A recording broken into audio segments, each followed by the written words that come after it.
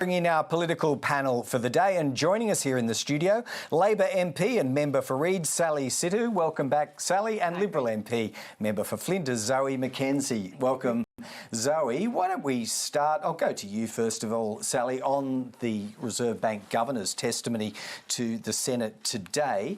There wasn't much joy for either side of politics here, was there? Because the RBA confirmed that it's going to do exactly what it needs to do to control inflation, and it won't be deterred by people like Stephen Jones asking for it to slow things down. Equally, there's no complaint from the Governor about the fiscal policy of Jim Chalmers either. Did both sides sort of cancel themselves out with Phil Lowe today, do you think? I don't really see this as a competition of who cancels who out. No, it's just the flavour of the questions, I suppose. Yeah, okay. Set that dichotomy up, I imagine. Yeah, I think that the key here is to recognise that households out there are feeling the pain. They know that groceries are increasing, that rents are increasing, and what they need is a government that's going to act responsibly.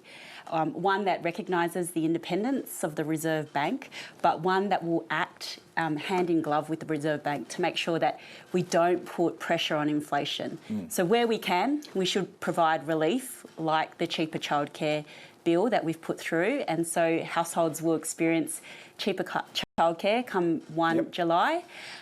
But where we can, we should act responsibly and with restraint. And Zoe, I mean, that much was clear, wasn't it, when I say there was no criticism of Jim Chalmers' fiscal strategy, which the Governor agreed was neutral, you know, it's not a accommodative or anything. Did, yeah. So he actually almost endorsed some of the productivity measures that this government is putting in place. And as Sally points out, childcare is one of them. So were there any points established by your side, Look, do you think, I think the Reserve Bank Governor showed his neutrality and independence as we would want from him, and as I think he stressed at multiple turns. But he did stress that that lever of interest rates is one of few, well, the only one they have, and indeed looking for more from the broader economy to restrain demand and restrain inflation. He pointed to still ongoing demand in various areas, and we're at 7.8% inflation already, and it looks like it will get worse before it gets better. People mightn't like it, and Phil Lowe made this point, but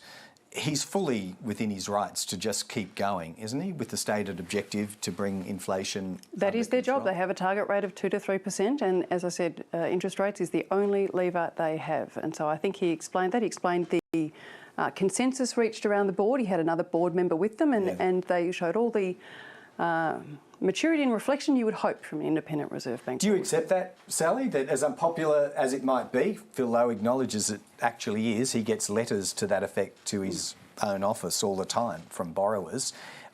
He has a charter to do what he's doing, which is bring inflation under control. I wonder if in messaging that, he was saying to critics in this building, you won't deter me. I don't think it's a popularity contest, and I think we ought to take the personalities out of it. Sure. So the Reserve... It's the board, right? It's the board. Philip Lowe is unfortunately the face of it. I think he would prefer not to be, but they have a charter that they've got to follow, and they've got to act independently, and I think he's sent that message now, and it's something that I think the coalition and the government have always worked towards, is making sure that the RBA does act independently without interference from government. It's meant to slow demand and spending, and look, it does appear to be working in some respects, Zoe, because we got some CoreLogic property data out today to say that in regional markets, some in particular, it's coming right off. Does that cause any alarm about, you know, this delayed reaction phenomenon that we... Do you mean in terms of demand? Well, purchase prices actually. Oh, in properties, the prices have come off, so the question then becomes, you know, what if we're out of phase here, if the rates already in the pipeline are doing what they're meant to do? Yeah, some people may end up in a negative equity situation. So we have a real issue in terms of people facing negative equity, some people facing great mortgage stress where more than 30% of their income is going into their mortgage, and then the flow-on effect for renters who are facing a 10% roughly increase in their rent. Add that to energy bills, And Australian families have a right to be reasonably concerned, wondering where the relief of which the Treasurer speaks so often is coming from. Well, that's about the middle of this year, isn't it? At least on the energy side of things, the price caps that have been put in place late last year are supposed to flow through on energy bills roughly when? Yeah, that's right. So roughly around middle of the year. But families will also see an immediate relief on their medications. So that drop happened in January this year, as well as our push to see wages increase. I think that's a critical piece of this as well. If things are getting more expensive, but your wages aren't rising to meet that expense, then you are experiencing that pain even more. Yeah. And I think what ought not to be lost in this discussion as well is that we are in a housing affordability crisis, absolutely, but there have been real supply issues. There haven't been enough homes built, and that's why the price of housing has increased. And so interest rates are hitting people because they're having to pay more for homes. Yeah, and look, there are a few things that your side, Zoe, looks like opposing. The Housing Australia Future Fund is one. We won't necessarily take a deep dive on that, but another that I'm interested in exploring with you is the safeguard mechanism. As we were discussing with Simon Birmingham a little earlier, are you clear on exactly how your party will express its dissatisfaction on that? Because only a very small part of it is legislation. The rest can be signed off. Does that mean you'll be racing, not you, but your party will be racing into the Senate to kill it dead with what they call a disallowance? Let me go back for a moment just to the housing point.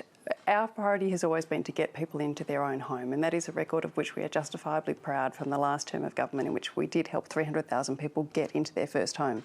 Yes, there is a housing future fund, but it's based on borrowings. And if it had the same track record as the future fund did last year, it would have actually lost money last year rather than made money to put into housing. So we object to the mechanism whilst recognising that there is a housing crisis around the country. Now, in terms of safeguards, I'm not really sure that we need to run in and do anything, because it sounds like between the government and the Greens, they've already got their lines caught up, and they're quite clear that the Greens won't let them go forward unless they abolish all investment into coal and gas. And will that happen, Sally? Do you think Chris Bowen is open to meeting the Greens' demands? It doesn't exactly sound like that to me, but there is a three-way tussle going on here, isn't there? Well, I mean, ultimately what we like to see with climate change is for the whole parliament to get on board. I think there was a resounding result from the federal election, and that was that the electorate wants action on climate change. They want to end the climate wars, and they don't want the coalition or the Greens bringing those climate wars back. Yeah. So how can we be working together on the safeguard mechanism, which was a coalition policy? How can we be working on that to strengthen it and make sure that it actually is supposed to be doing what it is meant to do, which is reduce our emissions? That's the objective, but can you accommodate the Greens' demand in any way? It doesn't sound from Chris Bowen that you can on no new coal and gas. Oh, I'd say to the Greens, let's not repeat the mistakes you made in 2009. The mistakes you made then led us down this path of inaction. I think they have become a party which is so beholden to the perfect that they refuse to see what is right in front of them. And I tell them to just get on board with this. All right. Well, you've been told, Adam Bandt, and I think there's still a bit of negotiation to go on that one. Zoe McKenzie, Sally Sidhu, great chat. Thanks both of you for joining.